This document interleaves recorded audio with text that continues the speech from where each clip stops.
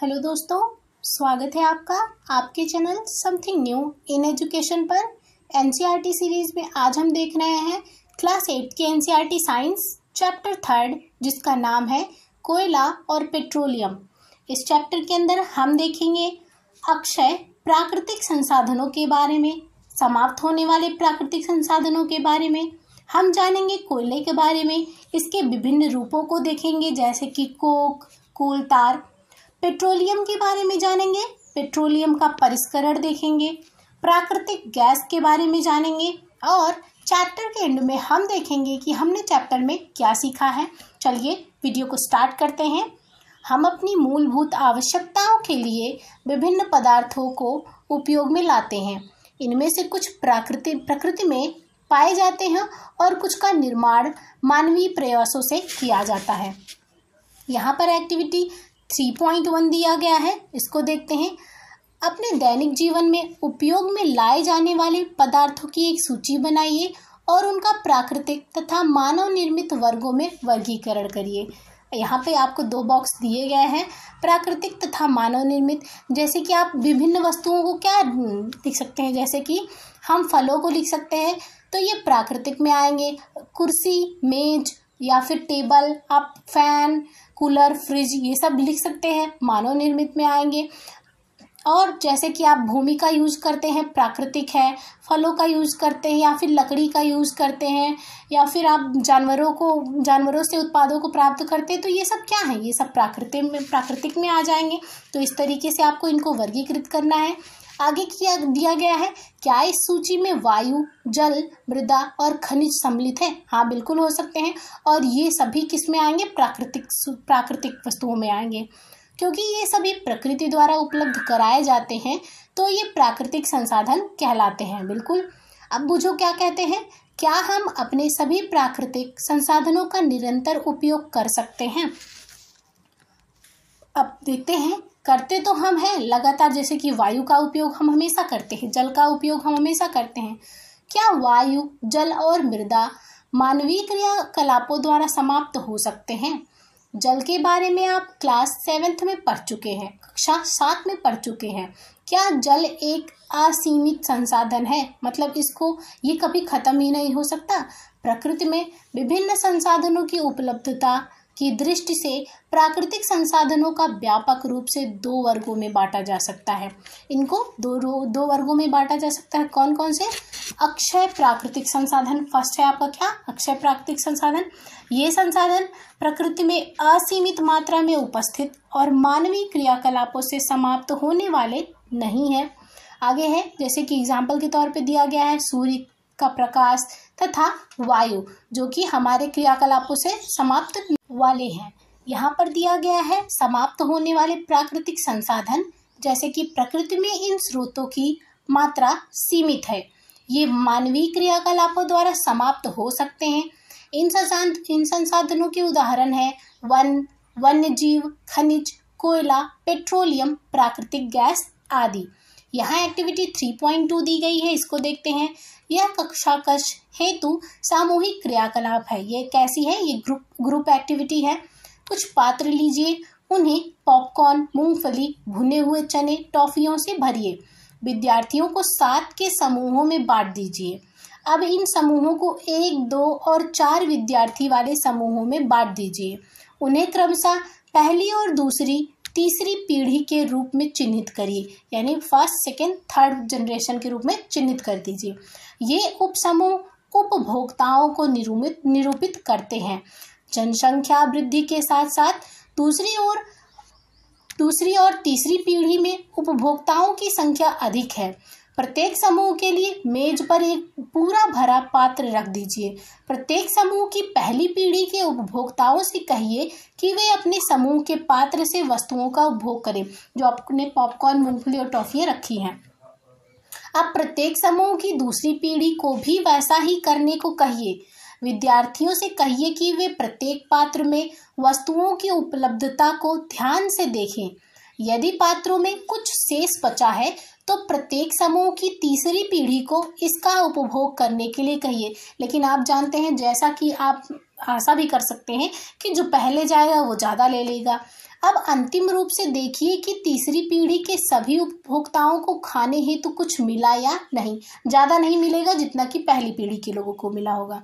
यह भी देखिए कि क्या पात्रों में अब भी कुछ शेष बचा है। बिल्कुल नहीं, कोई छोड़ेगा ही नहीं। मान लीजिए कि पात्रों के खाद्य पदार्थ कोयले, पेट्रोलियम या प्राकृतिक गैस जैसे समाप्त होने वाले प्राकृतिक संसाधनों को प्रदर्शित करते हैं। मतलब मूंगफली, पॉपकॉर्न और टॉफी की जगह पे आप उनको क्या समझ सकते हैं? पेट्रोलियम, प्राकृतिक गैस, कोयले जैसे समाप्त होने वाले पदार्थ, प्राकृतिक संसाधन। प्रत्येक समूह का उपभोग प्रतिरूप भिन्न हो सकता है। क्या किसी समूह की पहली पीढ़ी बहुत अधिक लालची है? सभी होंगे। हो सकता है कि कुछ समूहों में पहली पीढ़ी आने वाली पीढ़ियों के लिए प्राकृतिक संसाधनों की उपलब्धता के विषय में चिंतित हो। मतलब कुछ बच्चे ऐसे होंगे जो दूसरों के लिए भी छोड़ देंगे। इस अध्याय में हम कोयले, पेट्रोलियम और प्राकृतिक गैसों जैसे कुछ समाप्त होने वाले प्राकृतिक संसाधनों के विषय में अध्ययन करेंगे। इनका निर्माण सजीव प्राणियों के मृत अवशेषों अर्थात जीवाश्मों से होता है। अतः इन्हें जीवाश्मी ईंधन कहते हैं। इन्हें जीवाश्मी ईंधन क्यों कहते हैं? क्योंकि इनका निर्माण मृत प्राणियों के अवशेषों से होता है। फर्स्ट है आपका कोयला। इसके बारे में देखते हैं। आपने कोयला देखा होगा या इसके बारे में सुना होगा। फिगर 3 पॉइंट में इसका फिगर दिया गया है। यह पत्थर जैसा कठोर और काले रंग का होता है। ये देखिए आपको फिगर भी दिया गया है कोयले का। खाना पकाने हेतु उपयोग आने वाले ईंधनों में कोयला एक है। पहले इसका उपयोग रेल इंजनों को चलाने के लिए भाप बनाने में होता था। इसका उपयोग तापीय शक्ति संयंत्रों में विद्युत उत्पन्न करने हेतु भी किया जाता है। कोयले का उपयोग विभिन्न उद्योगों में ईंधन के रूप में भी किया जाता है। कोयले की कहानी को देखते हैं। क्या है इसकी कहानी? कोयला हमें कहाँ से प्राप्त होता है और यह कैसे बनता है?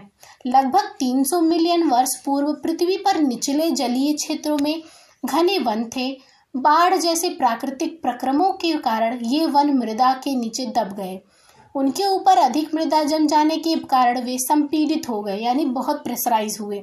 जैसे जैसे वे गहरे होते गए उनका ताप भी बढ़ता गया। उच्च दाब और उच्च ताप पर पृथ्वी के भीतर मृत पेड़ पौधे धीरे धीरे कोयले में परिवर्तित होते गए। कोयले में मुख्य रूप से कार्बन होता है। मृत वनस्पति के धीमे प्रक्रम द्वारा कोयले में परिवर्तन को कार्बनीकरण कहते हैं। मतलब मृत अवशेषों से कोयले का बनना क्या कहलाता है? कार्बनीकरण कहलाता है, क्योंकि यह वनस्पति के अवशेषों से बनता है। अतः कोयले को जीवाश्म ईंधन भी कहते हैं। फिगर 3.2 में एक कोयले की खान को दिखाया गया है। आपको यहाँ फिगर में कोयले की खान दिखाई गई है। आगे देखते हैं। वायु में गर्म करने पर कोयला जलता है और मुख्य रूप से कार्बन डाइऑक्साइड गैस उत्पन्न करता है। यानी कार्बन ऑक्सीजन के साथ अभिक्रिया करके कौन सी गैस देती है? कार्बन डाइऑक्साइड CO2 देती है। आगे इन्होंने क्या कहा? उद्योग में कोयले के प्रक्रमण द्वारा कुछ उपयोगी उत्पाद प्राप्त किए जाते हैं, जैसे कि कोक, कोलतार और कोयला गैस। इसके बारे में देखते हैं। पहले कोक है, इसको देखते हैं। यह एक कठोर, संरंध्र और काला पदार्थ है। यह कार्बन का लगभग शुद्ध रूप है। कोक का उपयोग इस्पात के औद्योगिक निर्माण और बहुत से धातुओं के निष्कर्षण में किया जाता है। कोलतार को देखते हैं। यह एक अप्रिय गंध वाला काला गाढ़ा द्रव होता है। फिगर 3.3 में आपको दिखाया गया है। यहाँ पर देखिए कोलतार दिखाया गया है। यह लगभग 200 पदार्थों का मिश्रण होता है। कोलतार से प्राप्त उत्पादों का उपयोग प्रारंभिक पदार्थों के रूप में दैनिक जीवन में काम आने वाले विभिन्न पदार्थों के औद्योगिक निर्माण में तथा उद्योगों जैसे संश्लेषित रंग, औषधि, विस्फोटक, सुगंध, प्लास्टिक, पेंट, फोटोग्राफिक सामग्री, छत निर्माण सामग्री आदि में होता है। रोचक तथ्य यह है कि मौत और अन्य कीटों को भगाने हेतु प्रयोग में लाई जाने वाली नैप्थलीन की गोलियां भी कोलतार से प्राप्त की जाती है। नैप्थलीन की गोलियां किससे बनती हैं? कोलतार से बनती हैं। आजकल पक्की सड़कों के निर्माण में कोलतार के स्थान पर एक पेट्रोलियम उत्पाद जिसे बिटुमेन कहते हैं का प्रयोग किया जाता है। कोलतार की जगह बिटुमेन का प्रयोग किया जा रहा है। अब देखते हैं कोयला गैस के बारे में। कोयले के प्रक्रमण द्वारा कोक बनाते समय कोयला गैस प्राप्त होती है। जब आप कोक का निर्माण करते हैं तभी आपको कोयला गैस प्राप्त होती है। यह कोयला प्रक्रमण संयंत्रों के निकट स्थापित बहुत से उद्योगों में ईंधन के रूप में उपयोग की जाती है। यहाँ दिया गया है लंदन में 1810 में मतलब 1810 में तथा न्यूयॉर्क में 1820 यानी 1820 के आसपास कोयला गैस का उपयोग प्रथम बार सड़कों पर रोशनी के लिए किया गया था। आजकल इसका उपयोग रोशनी के बजाय ऊष्मा के स्रोत के रूप में किया जाता है। आगे देखते हैं पेट्रोलियम। आप जानते हैं कि ईंधन के रूप में पेट्रोल का उपयोग हल्के स्वचालित वाहनों जैसे मोटरसाइकिलों, स्कूटरों और कारों में होता है। भारी मोटर वाहनों जैसे ट्रकों और ट्रैक्टरों को चलाने के लिए डीजल काम आता है। ये ईंधन प्राकृतिक स्रोत से प्राप्त होते हैं, जैसे पेट्रोलियम कहते हैं, जिसे क्या कहते हैं, पेट्रोलियम किससे प्राप्त होते हैं, पेट्रोलियम से प्राप्त होते हैं। पेट्रोलियम शब्द की उत्पत्ति पेट्रा जिसे अर्थात चट्टान एवं ओलियम अर्थात तेल से हुई है, क्योंकि ये जमीन के नीचे की चट्टानों के मध्य से निकाला जाता है, जो कि फिगर आपको 3.4 में दिया गया है। यहाँ पे आपको इसके परिष्करण की प्रक्रिया दिखाई गई है। यहाँ पे आप देख सकते हैं फिगर 3.4। आगे कह रहे हैं कि क्या आप जानते हैं कि पेट्रोलियम कैसे बनता है? पेट्रोलियम का निर्माण समुद्र में रहने वाले जीवों से हुआ। जब ये जीव मृत हुए, इनके शरीर समुद्र के पेंदे में जाकर जम गए और फिर रेत तथा मिट्टी की तहों द्वारा ढक गए। लाखों वर्षों में वायु की अनुपस्थिति, उच्च ताप और उच्च दाब में ने मृत जीवों को पेट्रोलियम और प्राकृतिक गैसों में परिवर्तित कर दिया। आगे है फिगर 3.4 देखिए, जो कि नीचे है, जो पेट्रोलियम और प्राकृतिक गैस के भंडारों को दर्शाता है। आप देख सकते हैं कि पेट्रोलियम तेल और गैस की परत जल की परत के ऊपर है। यहाँ पे आप देखेंगे कि पेट्रोलियम की परत और गैस की परत जल की परत से ऊपर हैं। ये दोनों परतें, जल यानी तेल से भारी होता है। आगे है, याद करिए कि तेल और गैस जल से हल्के होते हैं और इसमें मिश्रित नहीं होते। यहाँ दिया गया है विश्व का पहला तेल का कुआं पेंसिल्वेनिया अमेरिका में 1859 में प्रवेधित अर्थात ड्रिल किया गया था। 8 वर्ष बाद 1867 में असम के माकुम नामक स्थान पर तेल का पता चला। भारत में तेल असम, गुजरात, बॉम्बे हाई और गोदावरी तथा कृष्णा नदियों के बेसिन में पाया जाता है। अब देखते हैं कि पेट्रोल कैसे निकाला जाता है, कि पेट्रोल का परिष्करण कैसे होता है। इसका परिष्करण देखते हैं।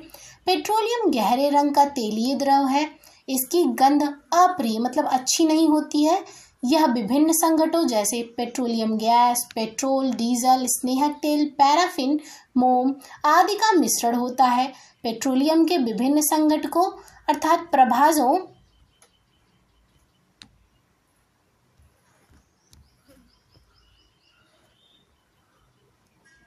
को पृथक करने का प्रक्रम परिष्करण कहलाता है। यहाँ पे आप देख सकते हैं पेट्रोलियम परिष्करणी, आपको मशीन दिया गया, वहाँ कारखाने कैसे बने आपको उसका फिगर दिया गया है। यह कार्य पेट्रोलियम परिष्करणी में संपादित किया जाता है। फिगर 3.5 में आपको दिखाया गया है। पेट्रोलियम के विभिन्न संघटक और उनके उपयोग टेबल 3.1 में दिए गए हैं। यहाँ आपको पेट्रोलियम के विभिन्न स्वरूप यानी संघटक दिए गए हैं और उनके उपयोग भी दिए गए, जैसा कि फर्स्ट है द्रवित पेट्रोलियम गैस LPG, और इसका उपयोग कहाँ होता है आप सभी जानते होंगे, घरों और उद्योगों में ईंधन के रूप में। पेट्रोल होता है उसका संघटक, उसका यूज आप किसके लिए करते हैं, मोटर ईंधन, शुष्क धुलाई के लिए विलायक के रूप में। पेट्रोलियम के और संघटक क्या है, मिट्टी का तेल, डीजल, स्नेहक तेल, पैराफिन मोम, बिटुमेन। पैराफिन मोम का यूज किस में होता है, मरहम बनाने में, मोमबत्ती बनाने में, वैसलीन बनाने में। बिटुमेन का यूज कहाँ होता है, पेंट एवं सड़क निर्माण में। तो ये कुछ उसके संघटक हैं और उनके उपयोग। आगे दिया गया है यहाँ पेट्रोलियम और प्राकृतिक गैस से अनेक उपयोगी पदार्थ प्राप्त किए जाते हैं। इन्हें जैसे कि नीचे अभी उनके संघटक दिए गए थे, पेट्रो रसायन कहते हैं। इनका उपयोग अपमार्जक रेसे जैसे कि पॉलिस्टर, नायलॉन, एक्रिलिक आदि बनाने में, पॉलीथीन और अन्य मानव निर्मित प्लास्टिक आदि के औद्योगिक निर्माण में किया जाता है। प्राकृतिक गैस से प्राप्त हाइड्रोजन गैस का उपयोग उर्वरकों जैसे कि यूरिया के उत्पादन हेतु किया जाता है। अपने बहुत अधिक व्यावसायिक महत्व के कारण पेट्रोलियम को काला सोना भी कहते हैं, क्योंकि पेट्रोलियम के इतने संघटक होते हैं और इसे विभिन्न रूपों में यूज किया जाता है, इसीलिए पेट्रोलियम को काला सोना भी कहते हैं। अब देखते हैं प्राकृतिक गैस के बारे में दिया गया है। प्राकृतिक गैस एक बहुत महत्वपूर्ण जीवाश्म ईंधन है, क्योंकि इसका परिवहन पाइपों द्वारा सरलता पूर्वक हो जाता है। प्राकृतिक गैस को उच्च दाब पर संपीड़ित प्राकृतिक गैस यानी CNG कंप्रेस्ड नेचुरल गैस के रूप में भंडारित किया जाता है। CNG का उपयोग ऊर्जा उत्पादन हेतु किया जाता है। अब इसका उपयोग परिवहन वाहनों में ईंधन के रूप में किया जा रहा है, क्योंकि यह कम प्रदूषणकारी है। यह एक स्वच्छ ईंधन है। आगे है CNG का अधिक लाभ यह है कि इसे घरों और कारखानों में सीधा जलाया जा सकता है, जहां इसकी आपूर्ति पाइपों के माध्यम से की जाती है। आगे दिया गया है पाइपलाइनों का ऐसा जाल बड़ोदरा जो कि गुजरात में है, दिल्ली के कुछ भागों और अन्य स्थानों पर उपलब्ध है। प्राकृतिक गैस का उपयोग प्रारंभिक पदार्थ के रूप में बहुत से रसायनों और उर्वरकों के औद्योगिक निर्माण में किया जाता है। भारत में प्राकृतिक गैस के विशाल भंडार हैं। हमारे देश में प्राकृतिक गैस त्रिपुरा, राजस्थान, महाराष्ट्र और कृष्णा गोदावरी डेल्टा में पाई जाती है। ये कुछ स्थान हैं जहाँ पे प्राकृतिक गैस पाए जाते हैं हमारे देश में। बूझो कहते हैं, क्या प्रयोगशाला में मृत जीवों से कोयला, पेट्रोलियम और प्राकृतिक गैस बनाई जा सकती हैं? पहली उनका आंसर दे रही हैं, नहीं। इनका बनना एक बहुत धीमी प्रक्रिया है और इनके बनने की परिस्थितियां प्रयोगशाला में उत्पन्न नहीं की जा सकती हैं। आगे दिया गया है कुछ प्राकृतिक संसाधन जो कि सीमित हैं, उनके बारे में। आपने इस अध्याय के प्रारंभ में पढ़ा है कि कुछ प्राकृतिक संसाधन जैसे जीवाश्म ईंधन, वन, खनिज आदि समाप्त होने वाले होते हैं। आप जानते हैं कि कोयला और पेट्रोलियम जीवाश्म ईंधन है। मृत जीवों के ईंधन में परिवर्तन के लिए लाखों वर्ष का समय लग जाता है। दूसरी ओर इसके ज्ञात भंडार कुछ 100 वर्ष और चलने वाले हैं। इसके अतिरिक्त इन ईंधनों का जलना वायु प्रदूषण का मुख्य कारण है। इसका संबंध विश्व उष्णन से भी है, यानी ग्लोबल वार्मिंग से भी है। अतः यह आवश्यक है कि हम इन ईंधनों का उपयोग तभी करें जब नितांत आवश्यक हो, बहुत जरूरी हो तभी। इसके परिणाम स्वरूप पर्यावरण बेहतर बनेगा, विश्व उष्णन का कम खतरा रहेगा और ईंधनों की उपलब्धता लंबे समय तक होगी। भारत में पेट्रोलियम संरक्षण अनुसंधान संघ PCRA लोगों को सलाह देती है कि गाड़ी चलाते समय किस प्रकार पेट्रोल डीजल बचाएं। उनके गुण क्या हैं? जैसे कि जहां तक संभव हो गाड़ी समान और मध्यम गति से चलाइए। सेकंड पॉइंट है इसी में, यातायात लाइटों पर अथवा जहां आपको प्रतीक्षा करनी हो गाड़ी का इंजन बंद कर दीजिए। नेक्स्ट पॉइंट है, टायरों का दाब सही रखिए और गाड़ी का नियमित रखरखाव सुनिश्चित कीजिए। आगे देखते हैं, ये था हमारा चैप्टर। अब हम देखते हैं हमने चैप्टर में क्या सीखा है।